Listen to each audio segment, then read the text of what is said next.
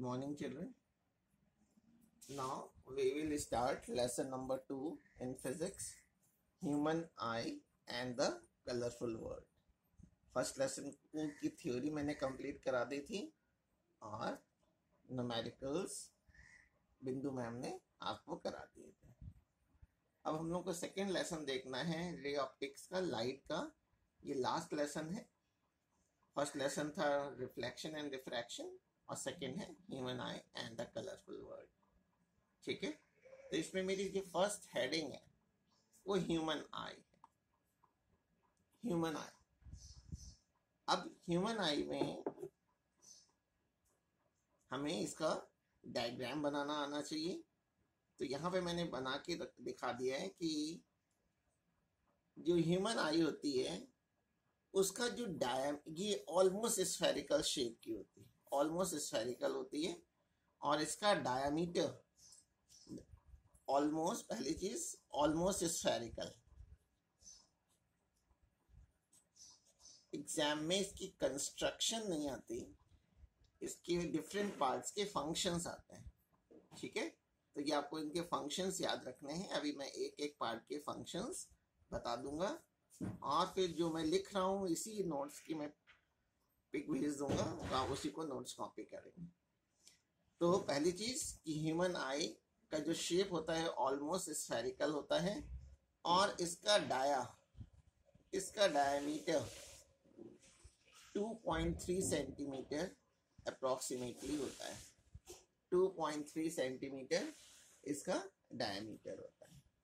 ठीक है, जो ह्यूमन आई की जो आउटर लेयर है, आउटर लेयर, इसको हम लोग बोलते हैं sclera. The outer layer of the human I is called sclera. ये स्क्लेरा हो जाएगी।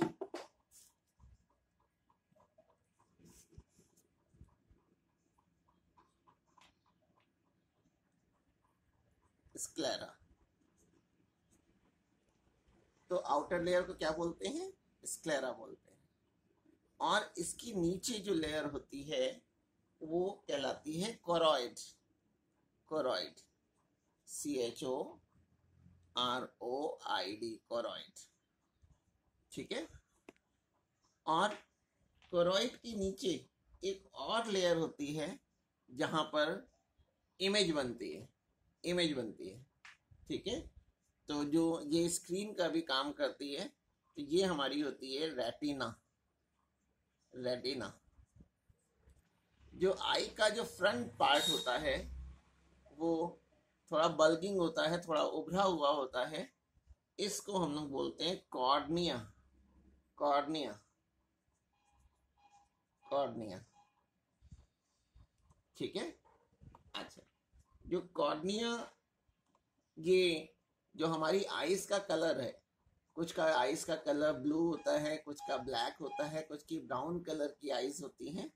तो आईज का जो कलर है वो डिसाइड होता है, ये जो मैंने ये शेड कर रहा हूं इनसे, इसको बोलते हैं आइरिस। आइरिस को ही हम लोग कलर डायफ्राम भी बोलते हैं। आइरिस और कलर डायफ्राम। इस आइरिस में कौन सा पिगमेंट है, कौन सा कलर है, वो हमारी आइज के कलर को डिसाइड करता है। ठीक है, तो आइरिस की जो सेंटर में जो ओपनिंग होती है, जो ओपनिंग होती है, इसको हम लोग बोलते हैं प्यूपिल। प्यूपिल। कॉर्निया, ये प्यूपिल के जस्ट आगे एक लेंस होता है जिसको हम लोग आई लेंस बोलते हैं या क्रिस्टलाइन लेंस भी बोल देते हैं। इसको हम लोग क्रिस्टलाइन लेंस भी बोलते हैं या आई लेंस भी आप बोल सकते हैं। क्रिस्टलाइन, क्रिस्टलाइन लेंस और केवल आई लेंस भी आप कह सकते हैं। ठीक है, ये जो क्रिस्टलाइन लेंस होता है, ये मैंने कुछ ब्राउन कलर के, कुछ पर्पल कलर की फाइबर जैसे दिखा रखे हैं। ये सीलियरी मसल्स होती हैं। सीलियरी मसल्स, सीलियरी मसल्स के थ्रू जो है ये अपनी पोजीशन पे रहता है। सीलियरी मसल्स, और साथ में यहाँ पे सेंसरी लिगामेंट्स होते हैं, उसके थ्रू जो है आई लेंस अपनी पोजीशन में रहता है। कॉर्निया और आई लेंस के बीच में एक फ्लूइड भरा रहता है जिसको हम लोग बोलते हैं एक्वस ह्यूमर। एक्वस ह्यूमर, तो यहाँ ये लिक्विड जो है, ये लिक्विड जिसको मैंने डॉटेड से दिखा रखा है, ये ब्लू ब्लू डॉट से दिखा रखा है, ये एक्वस ह्यूमर कहलाता है। Aqueous humour. आपको डिफरेंट पार्ट्स के फंक्शंस पढ़ने हैं, मैं फंक्शंस अभी आपको बता दूंगा और फिर उसको आप नोट्स कॉपी में लिखेंगे, ठीक है। एक्वस ह्यूमर यानी आई लेंस और कॉर्निया के बीच का जो स्पेस होता है वो एक लिक्विड से भरा रहता है जिसको हम लोग एक्वस ह्यूमर कहते हैं। ये काम, इसका काम क्या होता है? जो आई लेंस है, ये आई लेंस को ये न्यूट्रिशन प्रोवाइड करता है और आई लेंस को डस्ट पार्टिकल्स हो जाए या विंड है या पॉलन ग्रेन्स, इन सबसे प्रोटेक्ट करता है। जैसे कभी हमारी आंखों में धूल चली जाती है तो उन सबको ये आई लेंस तक नहीं पहुंचने देता, ठीक है। तो aqueous humour protect the I from dust, pollen grains, wind etcetera, ठीक है। और साथ में ये आई लेंस को न्यूट्रिशन भी प्रोवाइड करता है, न्यूट्रिशन भी प्रोवाइड करता है। अब जो आई लेंस है और रेटिना, ये आई लेंस हो गया, ये रेटिना, इनके बीच में भी एक फ्लूइड भरा रहता है जिसको मैंने स्लाइटली ऑरेंज कलर से दिखा रहा हूँ। ये जो है इसको हम लोग बोलते हैं विट्रस ह्यूमर, यानी ये जो लिक्विड भरा हुआ है ऑरेंज कलर का, इसको हम बोलते हैं क्या? Vitreous humour. Vitreous humour.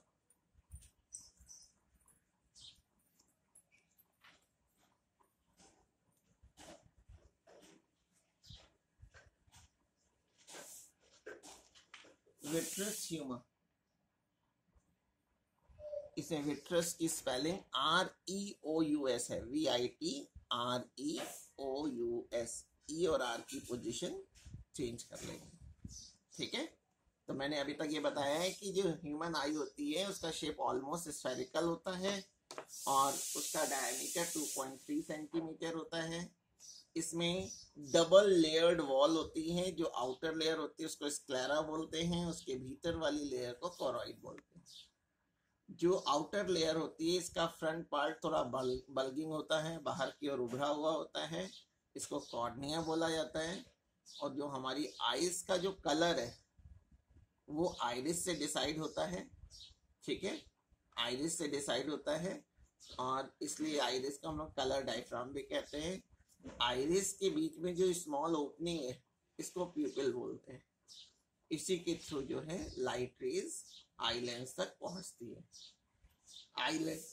Eye lens और कॉर्निया के बीच में एक लिक्विड भरा रहता है जिसको हम लोग बोलते हैं एक्वस ह्यूमर, और ये जो है आई लेंस को न्यूट्रिशन प्रोवाइड करता है और डस्ट पार्टिकल से आई लेंस को प्रोटेक्ट करता है।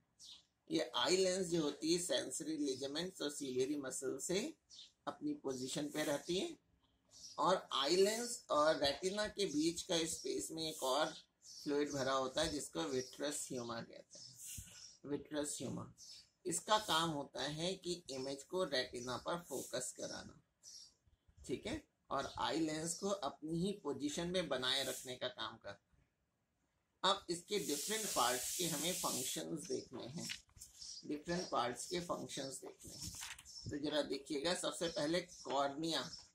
कॉर्निया, कॉर्निया आपको मालूम है क्या है? ये ट्रांसपेरेंट प्रोटेक्टिव मेम्ब्रेन होती है। ये जो ग्रीन कलर से मैंने दिखा रखा है ये ट्रांसपेरेंट होती है और सबसे पहले लाइट का रिफ्रैक्शन इसी कॉर्निया के थ्रू होता है, यानी प्राइमरी रिफ्रैक्शन इसी के थ्रू होता है और लाइट इसी के थ्रू जो है कॉर्निया के थ्रू आई लेंस तक पहुंचती है। आइरिस बता चुके हैं कि ये कलर डायफ्राम होती है, हमारी आइज का कलर इसी से डिसाइड होता है। इसका काम क्या है? तो हमें वर्क फंक्शन इसका याद रखना है, it control the size of the प्यूपिल। जो हमने आपको बताया कि जो हमारी स्मॉल ओपनिंग होती है आइज में उसको हम लोग प्यूपिल बोलते हैं। प्यूपिल का क्या काम होता है, जैसे अगर सपोज कर लिए कि कहीं पे बहुत कम लाइट है, बहुत डिम लाइट है, तो हम लोग अपनी आंखों को थोड़ा फैला लेते हैं। फैलाने का काम कौन करता है, आइरिस करता है। यानी it controls the amount of light entering into the I with the help of iris. ठीक है, अच्छा, और आइरिस प्यूपिल के साइज को घटाने बढ़ाने का काम करता है। फिर जो आई लेंस होता है उसको मैंने आपको बताया हुआ है कि क्रिस्टलाइन लेंस भी कहते हैं, ये प्रोटीन का बना होता है, और ये कॉन्वेक्स लेंस होता है। कॉन्वेक्स लेंस को बाई कॉन्वेक्स, डबल कॉन्वेक्स भी कहते हैं। और ये सस्पेंसरी लिगामेंट्स, ये जो आपकी जो फाइबर जैसी हैं, इसको हम लोग सेंसरी लिगामेंट्स भी बोलते हैं। ये सेंसरी लिगामेंट्स कहलाते हैं, SENSORY, sensory ligaments, sensory ligaments. ठीक है, अच्छा, फिर सीलियरी मसल्स जो होती हैं वो आई लेंस की फोकल लेंथ को घटाने बढ़ाने का काम करती हैं। अगर ऑब्जेक्ट बहुत छोटा सा है, माइन्यूट ऑब्जेक्ट है, तो हम लोग अपनी आंखों को थोड़ा फैला लेते हैं, और अगर बहुत ही इंटेंस लाइट हमारी आईज पर पड़ रही है तो हम लोग अपनी आंखों को थोड़ा भींच लेते हैं, दबा लेते हैं। ये सब काम कौन करता है, सीलियरी मसल्स करते हैं। सीलियरी मसल्स आई लेंस की फोकल लेंथ को घटाने बढ़ाने का काम करता है। फिर मैंने आपको बताया था एक्वस ह्यूमर। एक्वस ह्यूमर क्या करता है, ये आई लेंस को न्यूट्रिशन प्रोवाइड करता है और डस्ट पार्टिकल्स, विंड और पॉलन ग्रेन से प्रोटेक्ट करता है। फिर आई लेंस और रेटिना के बीच में फ्लूइड भरा रहता है, जिसको हमने विट्रस ह्यूमर कहा था। फिगर में स्पेलिंग गलत हो गई थी, ER मैंने लिख दिया था, उसको हम VITREOUS कर लेंगे। ठीक है, फिगर में इसका क्या काम होता है, it helps to keep the retina in place. यानी जब हम किसी भी ऑब्जेक्ट को देखेंगे तो इमेज कहाँ पे बनती है, रेटिना पे बनती है। यानी रेटिना स्क्रीन का काम करता है, तो इमेज स्क्रीन पे ही बने उसके लिए विट्रस ह्यूमर रिस्पॉन्सिबल होता है। ठीक है, अच्छा, रेटिना क्या है, स्क्रीन है। ठीक है, यानी इमेज जो बनेगी, इमेज का फॉर्मेशन रेटिना पर ही होगा। तो नेक्स्ट है retina, it acts as a screen for the image formation. ठीक है, और रेटिना में चिल्ड्रन 2 टाइप्स की सेल्स होती हैं। एक होती है रॉड शेप्ड सेल्स और एक होती है कोन शेप्ड सेल्स।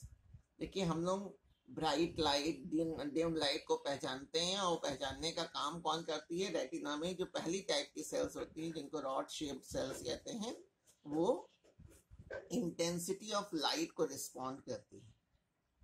जैसे आपको मालूम है, जैसे आप जानते हैं कि एक आपने सुन रखा होगा, cocks crow in the mourn.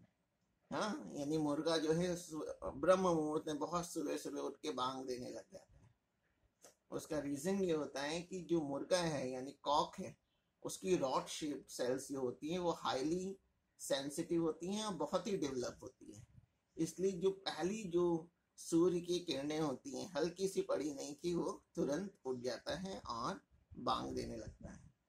ठीक है, और कोन शेप्ड सेल्स जो होती हैं वो रिस्पॉन्सिबल होती है डिफरेंट कलर को डिस्टिंग्विश करने में। ठीक है, अच्छा, ऑप्टिक नर्व्स, जो रेटिना ऑप्टिक नर्व्स क्या होती हैं, ये जो सेंसेशन, जो इमेज हमारी रेटिना पे बन रही होगी, उसके सेंसेशन को ब्रेन तक पहुंचाने का काम करता है। The sensation of image formed on the retina is transmitted to the brain by the optic nerves. Optic nerve, ठीक। और जहां पे रेटिना और ऑप्टिक नर्व्स मिलती हैं, यानी जो उनका जंक्शन पॉइंट होता है, वो कहलाता है ब्लाइंड स्पॉट। यानी ब्लाइंड स्पॉट क्या है, it is the junction of optic nerve and the retina. ठीक है, ब्लाइंड वर्ड आया ही इसीलिए है कि यहाँ पे कुछ भी इमेज फॉर्मेशन नहीं होता, कुछ भी विजन नहीं होगा। No vision is possible at this spot. फिर लास्ट है येलो स्पॉट, ये सबसे अधिक सेंसिटिव होता है। ये रेटिना के बिल्कुल सेंटर पे होता है। रेटिना के सेंटर पे जो होता है उसको हम कहते हैं येलो स्पॉट। ये मोस्ट सेंसिटिव होता है टुवर्ड्स लाइट। ठीक है, अच्छा जी, तो ह्यूमन आई का कंस्ट्रक्शन मैंने आपको बता दिया और डिफरेंट पार्ट्स के फंक्शंस बता दिए हैं। अब एक दो टर्म्स हम लोग को और देखने हैं, जैसे पावर ऑफ एकोमोडेशन, या इसी को एकोमोडेशन ऑफ आई भी बोलते हैं। पावर ऑफ एकोमोडेशन को एकोमोडेशन ऑफ आई भी बोला जाता है। चिल्ड्रन, ये हमारी आईज में ये एबिलिटी होती है कि जो आई लेंस है उसकी फोकल लेंथ को हम अकॉर्डिंग टू द रिक्वायरमेंट उसकी फोकल लेंथ को, उसके कर्वेचर को घटा बढ़ा सकें। तो हमारी आईज में जो ये एबिलिटी है आई लेंस की फोकल लेंथ को घटाने बढ़ाने की, एडजस्ट करने की, ठीक है ना, उस एबिलिटी को ही हम लोग पावर ऑफ एकोमोडेशन या एकोमोडेशन ऑफ आई बोलते हैं। यानी the ability of the eye lens to increase और डिक्रीज और to adjust the focal length of eye lens is called accommodation of eye. और ये आई लेंस की फोकल लेंथ को घटाने बढ़ाने में हेल्प क्या करता है? जो सीलियरी मसल्स होती हैं जिसके थ्रू आई लेंस अपनी पोजीशन पे है, वो इसमें हेल्प करती हैं। यानी power of accommodation is achieved with the help of ciliary muscles. ठीक है, जब सीलियरी मसल्स कॉन्ट्रैक्ट करती हैं तो फोकल लेंथ आई लेंस की कम हो जाती हैं, और जब वो रिलैक्स होती है तो सीलियरी मसल्स की ये आई लेंस की फोकल लेंथ बढ़ जाती है।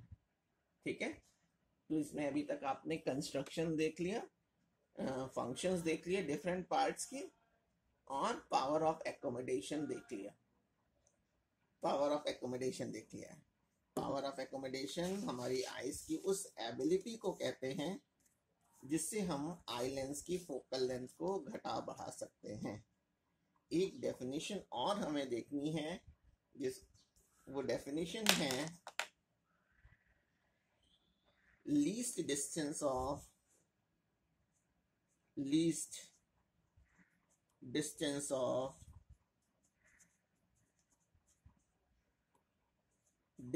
vision, least distance of distinct vision। इसको कैपिटल डी सिंबल से लिखते हैं, कैपिटल डी सिंबल से लिखा जाता है। ठीक है, देखिए इसके नाम से पता चल रहा है कि ये लीस्ट डिस्टेंस है, ये मिनिमम डिस्टेंस है, और जहां पे विजन बिल्कुल डिस्टिंक्ट हो, यानी हम अपनी आई लेंस से, अपनी आई से ऑब्जेक्ट को कम से कम कितनी डिस्टेंस पे रखें कि वहां पे अगर मैं ऑब्जेक्ट रख दूं, किसी भी ऑब्जेक्ट को रख दूं, तो उसकी इमेज हमारी आईज पर क्लियर बने। यानी the minimum distance of an object from the eye lens where when object is placed formed distinct image, clear image at our eye। Object की हमारी आई से वो कम से कम दूरी जहां पे अगर मैं ऑब्जेक्ट को रख दूं तो उसका इमेज हमारी आईज पे क्लियर बने, उसको हम लोग बोलते हैं least distance of distinct vision. ठीक है, इसको कैपिटल डी सिंबल से लिखते हैं और इसकी वैल्यू होती है 25 सेंटीमीटर। 25 सेंटीमीटर। तो लीस्ट डिस्टेंस क्या हो गया? The minimum distance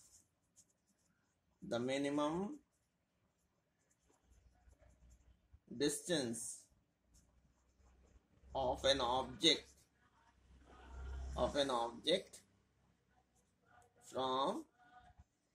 from eye lens where when object is placed form clear and distinct image